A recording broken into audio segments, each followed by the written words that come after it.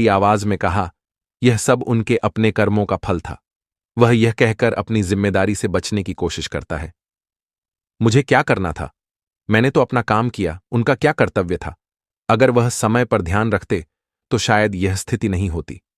सूर्यदत्त ने अपनी सोच को सही ठहराते हुए कहा, लेकिन वह यह भूल गया था कि यही उसकी सबसे बड़ी गलती थी।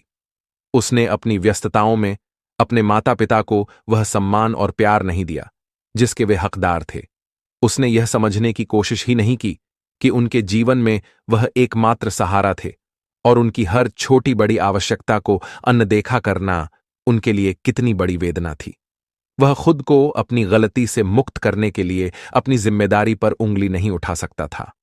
वह हमेशा यही कहता था कि उसके पिता का निधन उनके कर्मों का फल था, जबकि असल में यह उसकी अपनी लापरवाही थी, जो किसी कारण से एक और गहरी गलतफहमी बन गई थी। उसकी यह सोच और भी ज्यादा दुखद हो गई, क्योंकि उसने फिर से अपने माता पिता का अपमान किया। फिर एक रात जब वह गहरी नींद में सो रहा था, उसे एक अजीब और डरावना सपना आया। सपने में एक घना अंधेरा छाया हुआ था और अचानक एक डरावना यमदूत उसके सामने प्रकट हुआ। यमदूत का चेहरा गंभीर था और उसकी आंखों में गहरी जलन और क्रोध की लहरें थीं। उसकी आवाज इतनी भारी थी कि मानो हर शब्द एक गहरे धमाके के साथ सुनाई दे रहा था। यमदूत गुस्से में धमकाते हुए बोले, सूर्यदत्त, सुनो, तुमने अपने माता पिता का अपमान किया है, उन्हें अकेला छोड़ दिया है।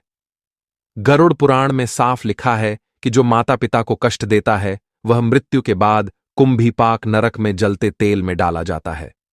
जो उन्हें सम्मान नहीं देता उसका जीवन भयानक हो जाता है। तुमने उनके आशीर्वाद को ठुकराया है और अब तुम्हारे कर्म तुम्हारी सजा बनेंगे। सूर्यदत्त के शरीर में ठंडक दौड़ गई। वह भयभीत हो उठा और उसकी पूरी आत्मा डर से कांपने लगी। लेकिन जैसे ही वह अचानक जागा और आंखें खोलीं, उसे एहसास हुआ कि वह बस एक सपना था।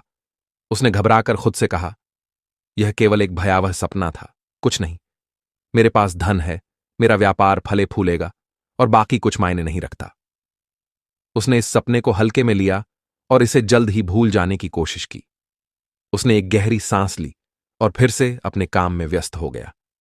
लेकिन यह सपना सूर्यदत्त के मन में गहरे तक बैठ चुका था। फिर भी उसने इसे पूरी तरह से नकारते हुए अपने पापों को जारी रखा। सूर्यदत्त का व्यापार अब और भी बढ़ चुका था, लेकिन इस बढ़ते धन और ताकत के साथ उसकी सच्चाई कहीं खो चुकी थी। वह अब न सिर्फ अपने व्यापार में पारदर्शिता खो चुका था, बल्कि दूसरों को धोखा देने में भी माहिर हो गया था।